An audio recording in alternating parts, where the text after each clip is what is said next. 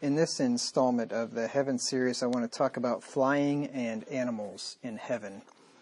And the first question comes from Judy, and she asks, will we be able to fly in heaven?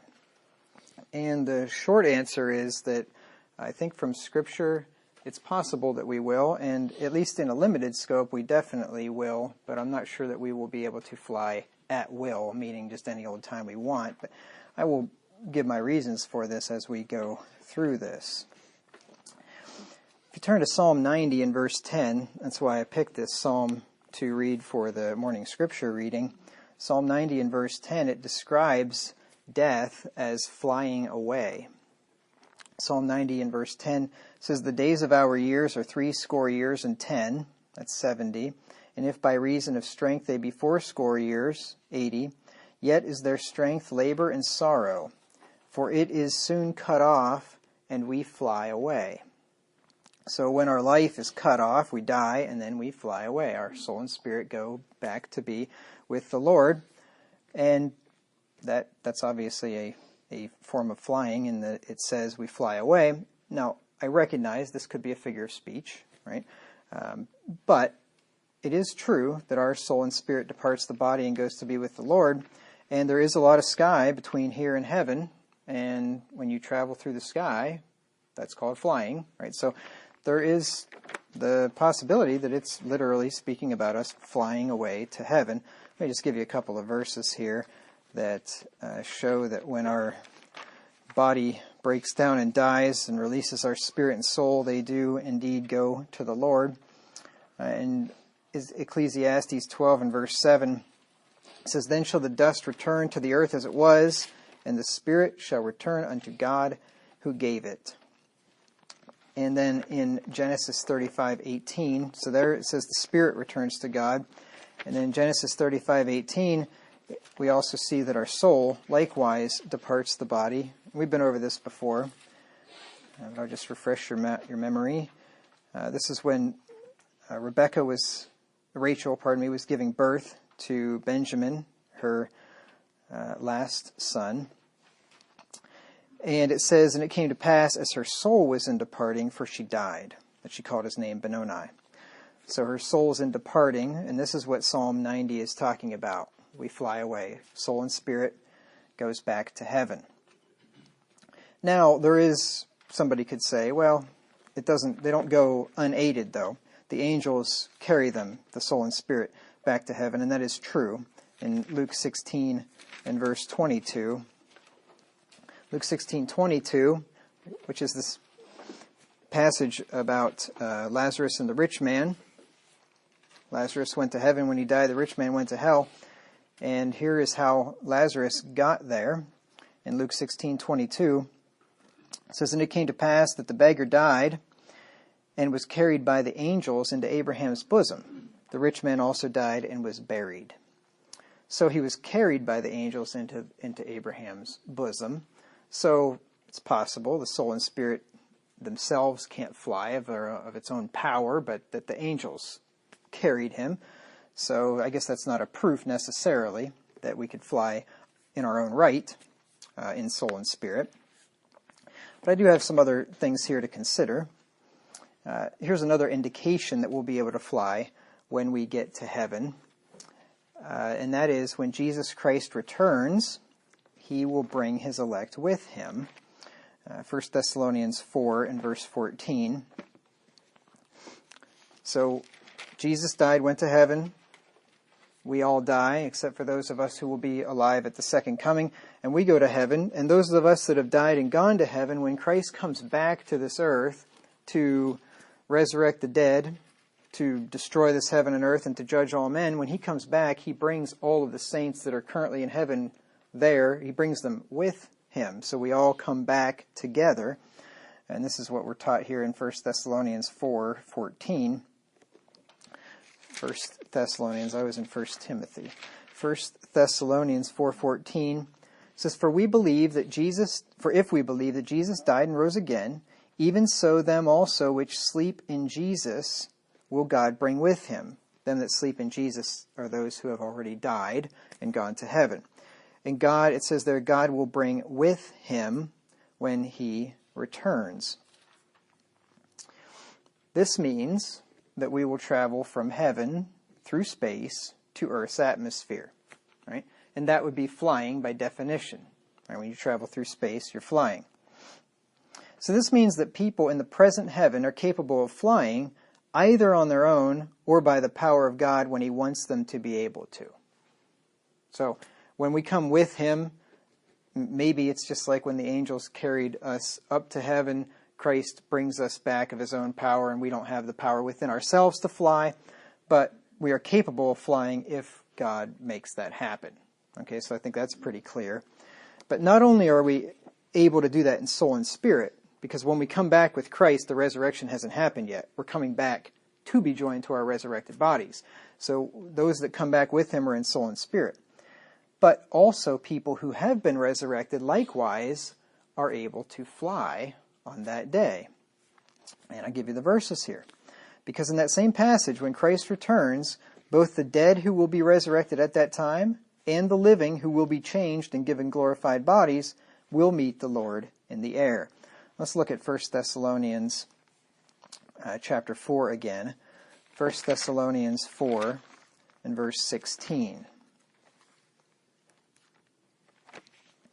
1 Thessalonians 4:16 says, "For the Lord himself shall descend from heaven with a shout, with the voice of the archangel, and with the trump of God, and the dead in Christ shall rise first." So those that have died in the graves, it's talking about their bodies, they rise from the dead. Now their soul and spirits are coming back with the Lord, and they're going to meet the body and be joined back to the body when they all meet in the air. Verse 17, "Then we which are alive and remain," these are people that have not died until the second coming, so they're alive when Christ returns. "Then we which are alive and remain shall be caught up together with them in the clouds to meet the Lord in the air, so shall we ever be with the Lord." Well, that's flying. Those of us that are alive and remain, our bodies will be changed. I'll give you that verse in 1 Corinthians 15:52. Just to show you that those that are alive and remain will be changed. They'll be resurrected there on the spot. Or actually, they won't be resurrected because they never died, but their bodies will be changed into resurrection-type glorified bodies. 1 Corinthians 15:52. Let's back up to verse 51. "Behold, I show you a mystery. We shall not all sleep, but we shall be changed. We shall be changed." I missed the all there. Let me start over. "Behold, I show you a mystery. We shall not all sleep, but we shall all be changed. In a moment, in the twinkling of an eye, at the last trump. For the trumpet shall sound, and the dead shall be raised incorruptible, and we shall be changed." So the dead are raised again from the dead. Their bodies are raised and changed into incorruptible bodies. And those of us who are alive, our bodies are changed into incorruptible bodies. So we're all made into the glorified bodies that will inhabit the new earth at that time. Well, back to 1 Thessalonians 4:16 and 17. "When the Lord comes, the dead in Christ rise first, and then we which are alive are caught up together to meet them in the clouds." So we're all going to fly, like levitate, up into the clouds in our resurrected bodies, in our physical bodies. So those physical bodies have the capability of flying as well.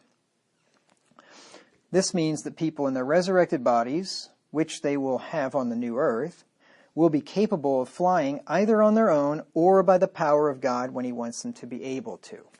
Once again, these verses don't prove that we would be able to fly in our own strength, of our own will, but clearly capable of doing so if God makes it happen. Now, let's look at it from yet another angle. We're told that in the resurrection, which would be on the new earth, we will be made as and equal to the angels. Matthew 22 and verse 30. Matthew 22 and verse 30. Jesus said, "For in the resurrection they neither marry nor are given in marriage, but are as the angels of God in heaven."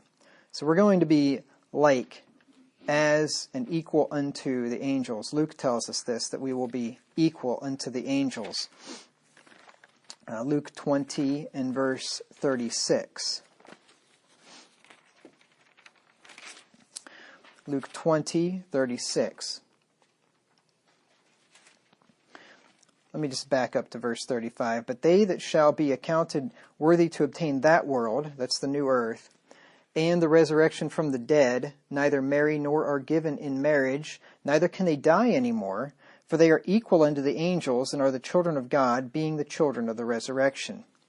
So we're not only as and equal to the angels in the sense that we don't marry like they do, but he also says neither can they die anymore. So there's something about our constitution and nature that will be like the angels and equal unto the angels, in that we will be immortal, impervious to death, like the angels are. Well, another thing about the angels is that they can fly. In Isaiah 6 and verse 2, we're told this. Isaiah 6 and verse 2. I'll just give you a few verses here, a few witnesses to this fact. Isaiah 6:2 says, above it stood the seraphims. Each one had 6 wings. With twain he covered his face, and with twain he covered his feet, and with twain did he fly.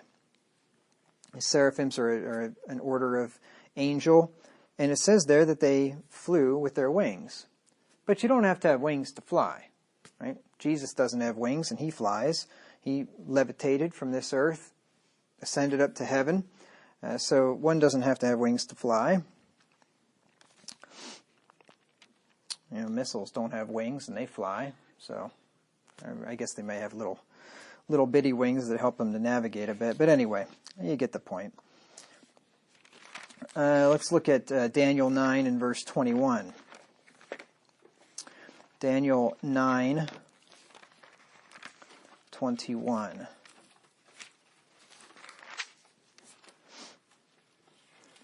Now those were seraphims back there, but here's just a normal old angel. I guess call him normal. I mean, he's a pretty special angel, but it seems like he's just a regular angel.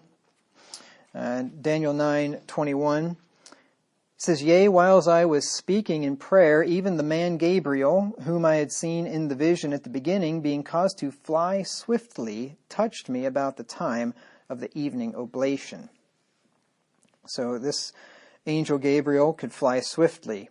He could fly from heaven, somewhere beyond the bounds of the universe, how many ever, they tell us anyway, millions or billions of light years away that is, and he could fly in a very short period of time and get down there and answer Daniel's prayer, which is quite remarkable. And then we also read in Revelation 14:6 of angels flying through heaven. Revelation 14:6. John says, and I saw another angel fly in the midst of heaven, having the everlasting gospel to preach unto them that dwell on the earth, and to every nation and kindred and tongue and people. So there the angels are flying again. Now the angels are said to excel in strength. And if you think about it, it takes a lot of strength to fly. Have you ever tried it?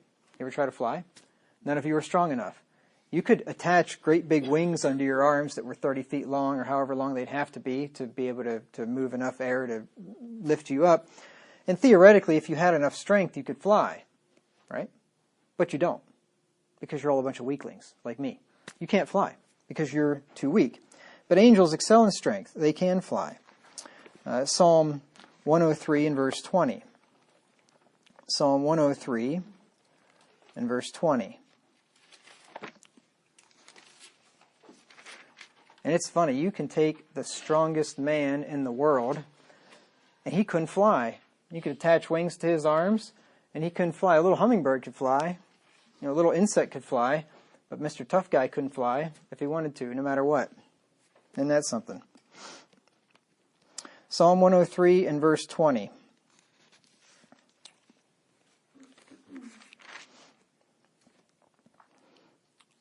Bless the Lord, ye his angels that excel in strength, that do his commandments, hearkening unto the voice of his word. So his angels excel in strength. So we're going to be made like unto the angels, and we will therefore excel in strength. We're going to be made equal to them, and therefore it's possible that we could fly like they can fly. And it's interesting, Daniel called Gabriel in Daniel in chapter 9 there, he called him the man Gabriel. So I would guess from that he looked like a regular man, may have not even had wings when he appeared to him, and yet he could fly. Now let's look at it from yet another angle. Jesus Christ and his resurrected body had supernatural capabilities such as being able to move through closed doors or walls and levitating from earth to heaven, which is flying. So let's look at that in John 20, 19 through 26. So we've been over this before also, that Jesus' resurrected body had supernatural capabilities. John 20, 19 and 26. It says, Then the same day at evening, being the first day of the week, when the doors were shut where the disciples were assembled for fear of the Jews, came Jesus and stood in the midst, and saith unto them, Peace be unto you. Doors are shut, and he just walks right through the wall and appears to them. Verse 26, And after 8 days, again his disciples were within, and Thomas with them. Then came Jesus, the doors being shut, and stood in the midst, and said, Peace be unto you. So he was able to supernaturally just walk right through a wall without ever opening the door. So his body has these powers.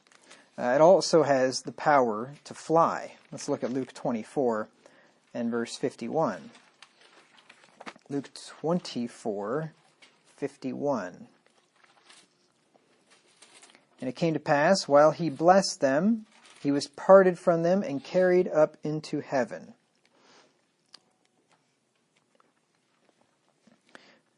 It doesn't say who carried him. I suppose it's possible the angels did, but being the Lord God, he certainly didn't need their help. He could have done it on his own if he wanted to, and he very well might have.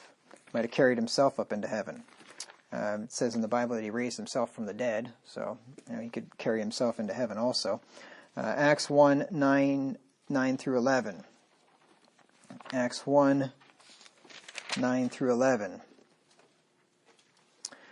And when he had spoken these things, while they beheld, he was taken up, and a cloud received him out of their sight. And while they looked steadfastly toward heaven as he went up, behold, 2 men stood by them in white apparel, which also said, Ye men of Galilee, why stand ye gazing up into heaven? This same Jesus, which is taken up from you into heaven, shall so come in like manner as ye have seen him go into heaven. Now our body will be made like unto his glorious body, we're told. Let's look at Philippians 3 and verse 21. So here Jesus has a body that was capable of walking through walls, capable of levitation, and we are told that our bodies are going to be made like unto that glorious body. Philippians 3, verse 21. Speaking of the Lord Jesus Christ, who shall change our vile body, that it may be fashioned like unto his glorious body, according to the working whereby he is able even to subdue all things unto himself. So, not only will our vile bodies be turned into bodies that are without sin, but also into his glorious body. Like his body is a glory. It is magnificent to behold. It has powers and capabilities that we just read about, and our bodies are going to be changed into something like that. It says there in 1 John 3 and verse 2 that we will be like him, though we can't know what that is going to be like right now, but we know one thing, that we are going to be like him, even if we don't know all the details of what our new bodies will be. 1 John 3 and verse 2 says, Behold, now are we the sons of God, and it doth not yet appear what we shall be, but we know that when he shall appear, we shall be like him, for we shall see him as he is. So when he appears, we're going to be like him, which kind of makes sense. He's going to appear in the clouds, and we are going to meet him in the clouds. So right there shows you that our bodies are going to be a little bit like his, like able to levitate off of earth and be suspended in the atmosphere, and probably a lot of other capabilities as well. So therefore, it's certainly possible that we'll be able to fly in the new earth. If you think about it, man has always had a deep desire to be able to fly. I think probably most of us, I haven't taken a poll or anything, but I imagine most of us when we were children wanted to fly, probably tried to fly. How many of you went out in the yard and started flapping your arms trying to fly when you were little? Okay, well, Judy didn't. She's a weirdo, but the rest of us probably did, or she just doesn't want to admit to it anyway. But anyway, the rest of us probably went out there and were flapping our arms trying to fly, okay? And boys, I imagine there has been many a boy that has climbed up in a tree and jumped trying to fly, or put some kind of a cape on or some kind of a bag and use it as a parachute or whatever, and found out about the law of gravity by experience. Man has always wanted to fly. David, I'll give you a verse of scripture that'll prove this. David wished that he had wings like a dove that would enable him to fly away. Psalm 55 and verse 6. And men have been trying to invent ways to fly for ages. Unsuccessful until the last century when the Wright brothers, for as far as I know, the Wright brothers were the first ones that did it. But yeah, men have been trying that forever. If I remember right, Leonardo da Vinci had designed a helicopter. I mean, this is way back, like the 1500s, I think. He didn't have the technology to build the thing, but if I remember right, he designed one anyway. I don't know if it would have actually flown or not, but he was a pretty sharp guy. He wasn't just an artist. He was quite the mind. But anyway, in Psalm 55 and verse 6, "And I said, Oh, that I had wings like a dove, for then would I fly away and be at rest." So David wishes here that he could fly away and get away from his trouble, whatever that was. It doesn't say in this psalm, but he had plenty of them, and he was wishing he had some wings. Now, maybe this is a bit of a stretch, but it does say in the Bible that the elect will be given the desires of their hearts if they delight themselves in the Lord, in Psalm 37 and verse 4. It doesn't specifically say that your desire to fly will be granted, but it does say this. Psalm 37 and verse 4, "Delight thyself also in the Lord, and he shall give thee the desires of thine heart." So if you have a great desire to fly and you delight yourself in the Lord, when you get to heaven, well, maybe you'll just get that desire. So I would ask, might the nearly universal desire to fly be granted men in their resurrected bodies on the new earth? And quite possibly it will be. C.S. Lewis in his book Mere Christianity said this. I thought this was so good. If you haven't read Mere Christianity, I recommend you do that. It's a really good book. It's not deep and heavy and difficult to understand. It's written, I would say, on a popular level. As a matter of fact, what it is it's a transcript, essentially, of radio broadcasts that he made. I think it was during World War II. I think it was like 1944 around there or something. But he made these radio broadcasts during World War II on the air in England. He was an Englishman, to comfort the people. And then these talks that he gave were put into this book, Mere Christianity. That's my recollection anyway. But it reads like a book. It doesn't read like a radio broadcast. But anyway, I recommend reading it. It's good. He said, "If I find in myself a desire which no experience in this world can satisfy, the most probable explanation is that I was made for another world." Oh, that was pretty good. If I find in myself a desire in which no experience in this world can satisfy, the most probable explanation is that I was made for another world. think it's very true. We have desires, God's children have desires for a perfect existence, a perfect place to live where there's no sin, where there's no death, where there's no sorrow, no crying, no pain, no war, no conflict. And we have this deep desire within us for that place. And because we will never get that desire fulfilled here, it speaks to what he's saying, that we were made for another world, not made for this one.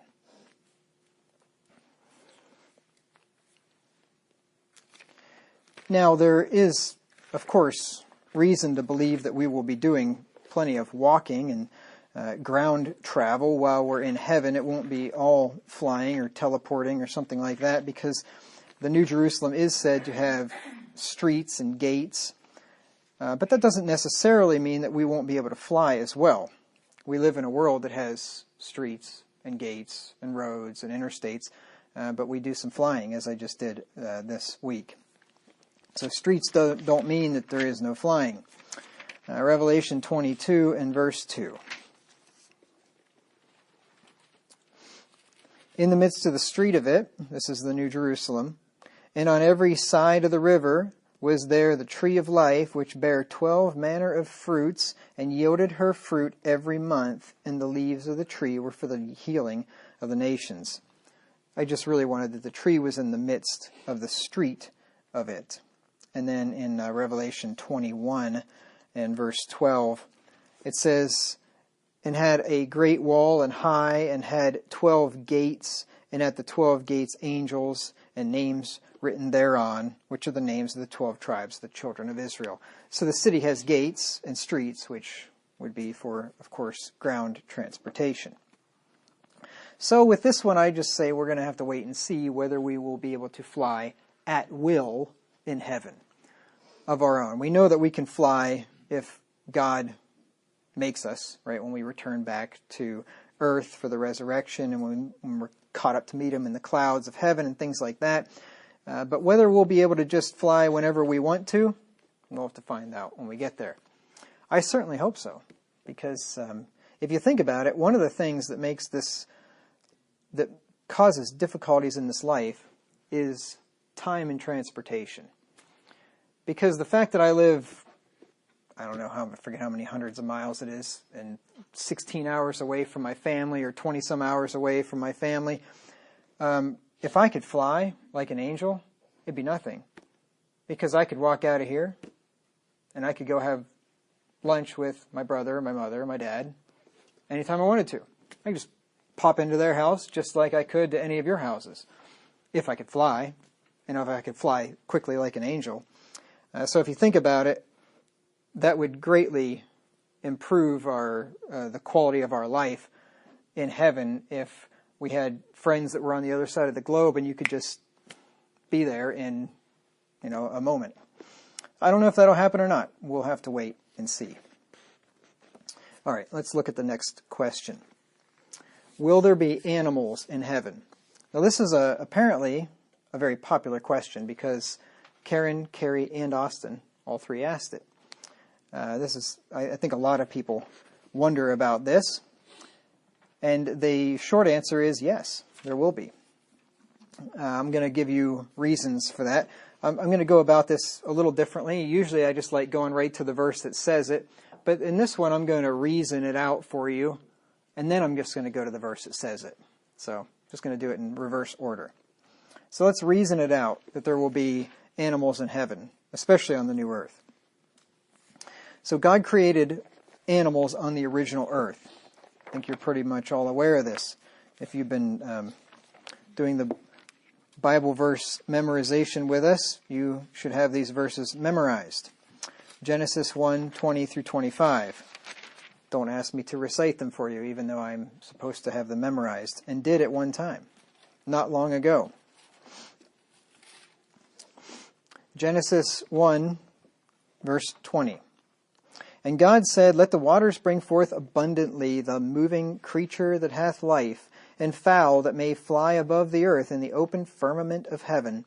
And God created great whales, and every living creature that moveth, which the waters brought forth abundantly after their kind, and every winged fowl, after his kind, and God saw that it was good. And God blessed them, saying, Be fruitful and multiply, and fill the waters in the seas, and let fowl multiply in the earth. And the evening and the morning were the 5th day. And God said, Let the earth bring forth the living creature after his kind, cattle, and creeping thing, and beasts of the earth after his kind. And it was so. And God made the beasts of the earth after his kind, and cattle after their kind, and every thing that creepeth upon the earth after his kind. And God saw that it was good. So here we have sea creatures, air creatures, and land creatures. God created them all there in the 5th and 6th day of creation. Now, if there is one thing that you should know from this study, and you should probably be able to quote the words that I'm about ready to tell you, that is, the new earth and heavens will be a restoration and a glorification of the original earth and heavens. I made that point over and over and over and over again. I spent a bunch of time at the beginning of this series proving that point and told you that I would refer to it. So many of the things that we have learned and reasoned and deduced in this study are based on that fact. The new earth and heavens will be a restoration and a glorification of the original earth and heavens. Therefore, it would be reasonable to conclude that there will be animals on the new earth, because there were animals on the original earth. Here's what Alcorn said in his book on heaven, page 389. He said, This is a powerful picture of what Romans 8 states. Romans 8, he's talking about when it says the whole creation is under the bondage of corruption and waiting for the glorious liberty of the children of God, the resurrection, that is. This is a powerful picture of what Romans 8 states. Mankind and animals and all creation are linked together not only in curse and judgment, but also in blessing and deliverance. Together they will experience life on a new earth. And when I talked about that previously in this study, when it says the whole creation groaneth and travaileth together in pain until now, it is referring to not just mankind, but the whole creation. The animals, they suffer as a result of the fall as well. The whole universe is in a state of entropy. It's all breaking down and slowing down. Now, God created animals on the original earth. Then the original earth got very wicked after the fall. It took, 1,600 years. But it got very wicked. The earth was full of violence, and God destroyed it with a flood. And God preserved the animals through the flood into the post-flood world. Okay, so this is an interesting point, an important point that I'll make reference to here again in a minute. So let's look at Genesis 7 and verse 2. This tells us that animals are important to God, and especially because they're important to us also. If you didn't have animals, any animals, human life would cease to exist. Because animals, like bees at least, and insects, are used to pollinate herbs and plants. So I don't even think herbs and plants would be able to last very long if it weren't for some forms of animals on this earth. And not to mention that animals, they use their manure and their dead carcasses and all that are used as fertilizer for the earth. And the whole cycle of life animals are necessary for it. So that would be one of the reasons why God preserved the animals. But honestly, I think God just likes animals, because you look at this earth and you look at the wide variety of animals that he created, and they're amazing and interesting looking. Some of them are downright ugly, but he obviously created these for his own pleasure, as he created everything. So I think there's good reason to believe, very good reason to believe, that they're going to be on the new earth as well. But anyway, let's look at Genesis 7 and verse 2. It says, And every clean beast thou shalt take to thee by sevens, the male and his female, and of beasts that are not clean by two, the male and his female. That's a good Bible trivia question, because if you ask most people how many of each animal were on the ark, nearly everybody will tell you, there were two of each animal. But that's not true. 2 of the unclean animals, but of the clean animals, there were 7 of each. So 7 pairs, 14 clean animals of each kind. So this is what the Lord told Noah to do. And after the flood, they all got off the boat and repopulated the earth. Genesis 8:15 through 17. And God spake unto Noah, saying, Go forth of the ark, thou and thy wife, and thy sons wives with thee. Bring forth with thee every living thing that is with thee, of all flesh, both of fowl, and of cattle, and of creeping thing that creepeth upon the earth, that they may breed abundantly in the earth, and be fruitful, and multiply upon the earth. And Noah went forth, and his sons, and his wife, and his sons' wives with him. Every beast, every creeping thing, and every fowl, and whatsoever creepeth upon the earth, after their kinds, went forth out of the ark. So God preserved the animals through the ark for the new earth. It was kind of a new earth. It was definitely a different earth when Noah got off that boat.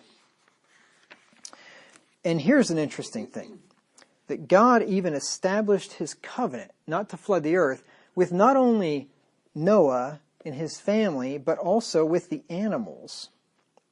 Let's look at Genesis 9 through 17. I thought this was very interesting. Genesis 9 through 17. And I, behold, I establish my covenant with you and with your seed after you, and with every living creature that is with you, of the fowl and of the cattle and of every beast of the earth with you, from all that go out of the ark to every beast of the earth. And I will establish my covenant with you. Neither shall all flesh be cut off any more by the waters of a flood, neither shall there any more be a flood to destroy the earth. And God said, This is the token of the covenant which I make between me and you and every living creature that is with you for perpetual generations. I do set my bow in the cloud. That's a rainbow. And it shall be for a token of a covenant between me and the earth. And it shall come to pass, when I bring a cloud over the earth, that the bow shall be seen in the cloud, and I will remember my covenant which is between me and you and every living creature of all flesh, and the waters shall no more become a flood to destroy all flesh. And the bow shall be in the cloud, and I will look upon it, and that I may remember the everlasting covenant between God and every living creature of all flesh that is upon the earth. And God said unto Noah, This is the token of the covenant which I have established between me and all flesh that is upon the earth. Very interesting. God actually made a covenant with the animals. And that's pretty cool, I think. He made a covenant with the animals. So every time we see the rainbow in the clouds, it's a reminder of God's covenant. It's the token of the covenant that reminds us that God will never again flood the earth and destroy all creatures as he did. And I think it's just sickening that the Sodomites take that symbol of the covenant, that God will never destroy the earth again, and use it for their own sign. I was so disgusted when I was in Boston this past week, and we were walking by some of these old church buildings, not the ones that we toured, but they were Unitarian and some other heretical organizations. But anyway, and probably not just Unitarian, I can't remember. Anyway, a number of them had rainbow flags on these buildings and Black Lives Matter banners. I mean, this is what these so-called churches are about. The social justice garbage. Woke garbage. I don't know if they think that rainbow flag is going to protect them from the judgment of God, because that's what that flag represents. But you know what? God didn't say that I set my bow in the cloud that I'll never destroy all flesh with fire. He said I won't ever destroy all flesh with water again. So if they think standing behind that rainbow flag is going to keep them from the judgment of God, it's not. He's going to come back and burn up their miserable, wretched souls and cast them into the lake of fire. Evil people.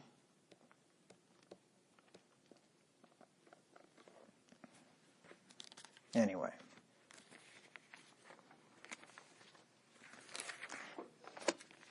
The destruction of the earth by the flood was a presage of the destruction of the earth by fire at the second coming of Christ. Let's look at 2 Peter 3, 6 through 7.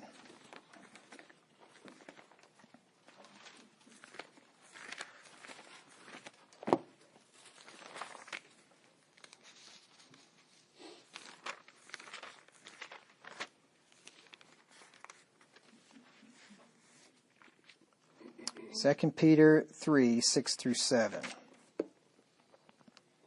Whereby the world that then was, being overflowed with water, perished, but the heavens and the earth, which are now by the same word, are kept in store, reserved unto fire against the day of judgment and perdition of ungodly men.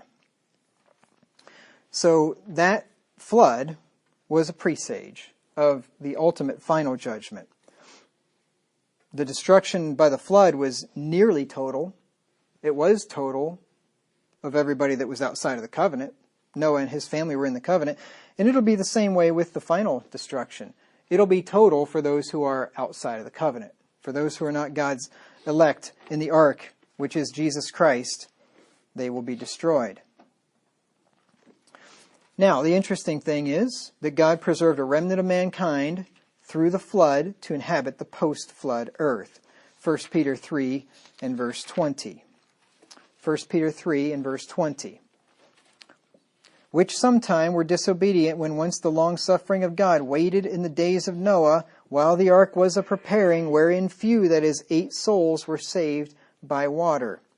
So when God destroyed the first earth, the old earth, by water, he preserved a remnant of mankind to inhabit the post-flood world. He also preserved animals in the post-flood earth, right, through the ark. So he preserved a remnant of mankind, and he also preserved a remnant of animal kind for the post-flood earth. God will likewise preserve a remnant of mankind to inhabit the new earth. Let's look at Revelation 21, 1 through 3. Revelation 21, 1 through 3. And I saw a new heaven and a new earth, for the first heaven and the first earth were passed away, and there was no more sea. And I, John, saw the holy city, New Jerusalem, coming down from God out of heaven, prepared as a bride adorned for her husband.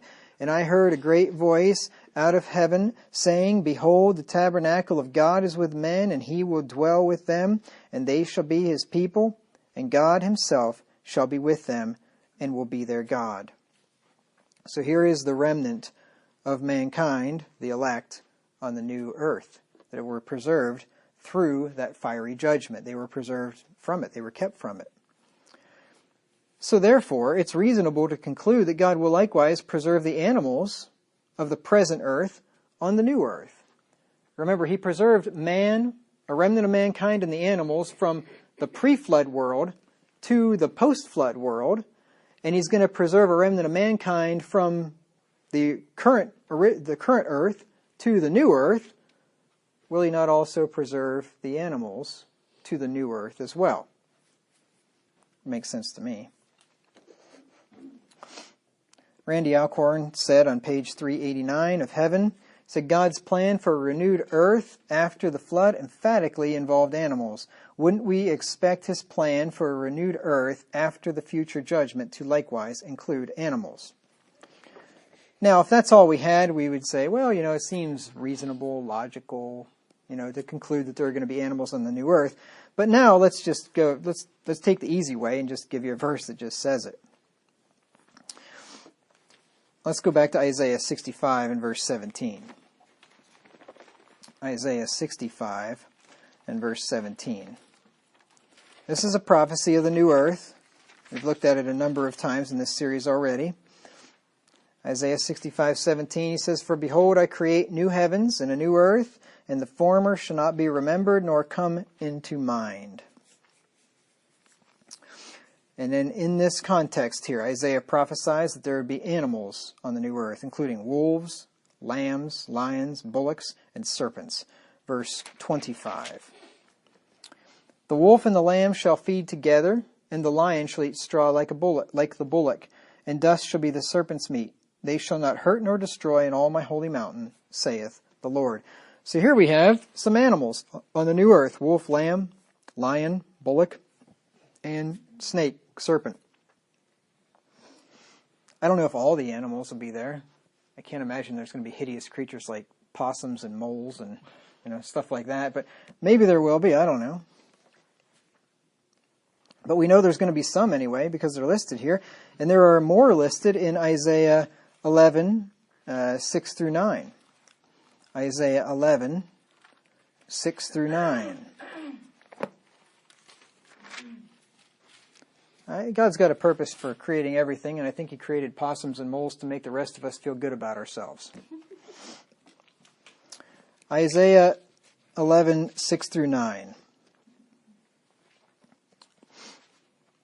It says, "The wolf also shall dwell with the lamb, and the leopard shall lie down with the kid, and the calf and the young lion and the fatling together, and a little child shall lead them. And the cow and the bear shall feed, and their young ones shall lie down together, and the lion shall eat straw like the ox. And the sucking child shall play on the hole of the asp, and the weaned child shall put his hand on the cockatrice den. They shall not hurt nor destroy in all my holy mountain, for the earth shall be full of the knowledge of the Lord, as the waters cover the sea." So here we see that the new earth is going to have leopards, kids, which are baby goats, calves, cows, bears, oxen, asps, and cockatrices, which is another form of snake. Now these animals will be restored to their unfallen state when there was no pain, destruction, and death. Because you did notice that, right? In verse 9, he says, "They shall not hurt nor destroy in all my holy mountain." Okay, so these animals are not going to hurt or destroy, just like they originally were designed to do. They were originally designed to live peacefully with mankind and with each other before sin entered into the world. Genesis 1 and verse 31, it says, "And God saw everything that he had made, and behold, it was very good, and the evening and the morning were the sixth day." Everything was very good. That means there was no death, no disease, there wasn't one animal biting the head off of another one and things like that. It was all very good. The animals all ate vegetation. They were all vegetarians, as was man at that time. And this is what will happen on the new earth. That the animals will return to be vegetarians, to eat vegetation as they did in the original creation, instead of killing and eating each other like they do now. Genesis 1 and verse 30 says, "And to every beast of the earth, and to every fowl of the air, and to everything that creepeth upon the earth, wherein there is life, I have given every green herb for meat." And it was so. So all of those beasts of the earth were to eat the green herb. So the poor herbs were the only casualties on the new earth. But they're not really sentient beings. They don't feel pain. And, every time you mow the grass, it just continues to grow. So it's okay. Its feelings don't get hurt when it gets eaten. You remember back there in Isaiah chapter 11, it said there that the lion would eat straw like the ox. I believe it said Isaiah 11, 6 through 7. "And the wolf also shall dwell with the lamb, and the leopard shall lie down with the kid." So he's lying down with him, not to eat him. That's what happens now. The leopard and a kid wouldn't get along. One of them would be dinner for the other one. "And the calf and the young lion and the fatling together, and a little child shall lead them. And the cow and the bear shall feed, and their young ones shall lie down together, and the lion shall eat straw like the ox." And as weird as it seems to think of a lion eating straw like an ox, but that's what he was originally given to eat, would be some type of vegetation anyway, every green herb. And it'll be like that again. "And these animals will be friendly to men as it was in the beginning." Remember, Isaiah 11, 8 and 9, "The sucking child shall play on the hole of the asp." He's got nothing to worry about. He's not going to get bit by that snake. "And the weaned child shall put his hand on the cockatrice den. They shall not hurt nor destroy in all my holy mountain. For the earth shall be full of the knowledge of the Lord, as the waters cover the sea." So the animals won't be hostile toward men. And that's the way it was in the beginning also. If you look in Genesis chapter 2, 19 through 20, we see here that there was no animosity or no fear between man and beast before sin entered the world. Genesis 2, 19 through 20. And out of the ground the Lord God formed every beast of the field and every fowl of the air, and brought them unto Adam to see what he would call them. And whatsoever Adam called every living creature, that was the name thereof. And Adam gave names to all cattle, and to the fowl of the air, and to every beast of the field. But for Adam there was not found an help meet for him. So they weren't afraid of Adam. They came right up to him. Wouldn't matter if it's a saber-toothed tiger or a rattlesnake or whatever. They all came right up to Adam, and he gave them their names, and everybody got along well in those days. You see, animals were not fearful of man in the beginning when they came to Adam and when they went to Noah to board the ark. Let me just give you a verse for Noah. I already gave you the Adam verse, but if you go to Genesis 7, 8 through 9, this is 1,656 years later, and the animals were not afraid of Noah. Genesis 7, 8 through 9 says, of clean beasts and of beasts that are not clean, and of fowls, and of everything that creepeth upon the earth, there went in two and two unto Noah into the ark, the male and the female, and God, as God commanded Noah. So there's no conflict here between man and beast in those days. They only became fearful of men after the flood, when they were given to men to eat. You see, when they became dinner, they became fearful, as you probably would too. Genesis 9, 1 through 3. And God blessed Noah and his sons, and said unto them, be fruitful and multiply and replenish the earth. This is when they're getting off the boat. And the fear of you and the dread of you shall be upon every beast of the earth, and upon every fowl of the air, upon all that moveth upon the earth, and upon all the fishes of the sea. Into your hand are they delivered. Every moving thing that liveth shall be meat for you, that is, food for you. Even as the green herb have I given you all things. So all these pets that they had on the ark, all of a sudden, as soon as they walk off the ark, these animals go from being pets to being afraid of them, and they all run. Maybe not the domesticated ones, the clean beasts. God brought extra on there so that Noah could sacrifice them. But, here is the change. Here's why animals won't just, unless they've been tamed or something, won't just walk up to you and let you pet them. God's put this fear in their hearts because we like to eat them. So the harmonious relationship between men and animals will be restored on the new earth, as that passage there in Isaiah 11 and Isaiah 65 told us. Now, we learned about this already in a previous study, but in Genesis 1:28, we see that man was given authority over the animals in the Garden of Eden.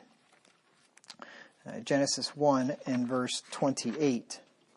It says, and God blessed them, and God said unto them, be fruitful and multiply and replenish the earth and subdue it, and have dominion over the fish of the sea and over the fowl of the air and over every living thing that moveth upon the earth. So they had dominion over them, but they weren't to kill them. There was no reason to kill them, right? The animals were not hostile to them, and they weren't given them for food or anything.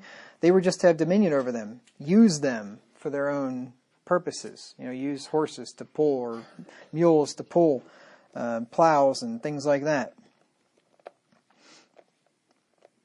There's good reason to conclude that we will have authority over them in the new earth as well. Because remember, it's going to be a restoration of the way it was. And on the new earth, we'll care for them compassionately, like we're supposed to do here. Proverbs 12 and verse 10. Proverbs 12 and verse 10. This will be my last verse for the sermon today.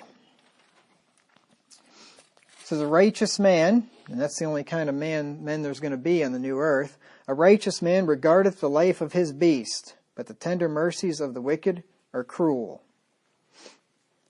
So a righteous man will treat his animals well.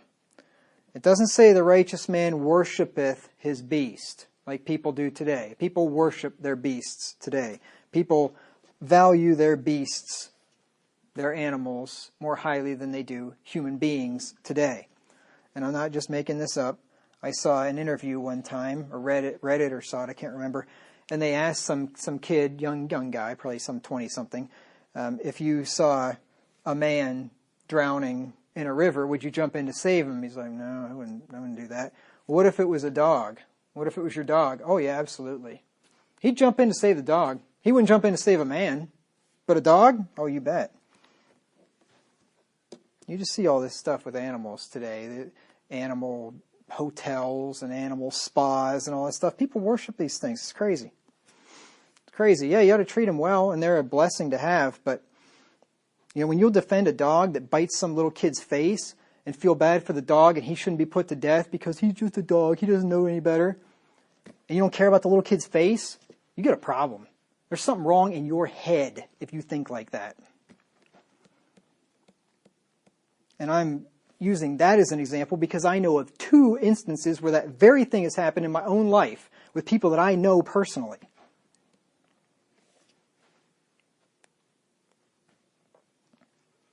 One of them happened to a girl in Minneapolis. She got bit in the face by a dog, and the owner felt bad for the dog, and even the little girl, well, he was scared or whatever. It's like, come on. That would have been my girl. I'd have put a bullet in that dog right then and there. Anyway, let's finish up with a Randy Alcorn quote. He said, this is page 395, Adam, Noah, and Jesus are the 3 heads of the 3 earths. This is kind of an interesting thing. I hadn't thought about this before. When Adam was created, God surrounded him with animals.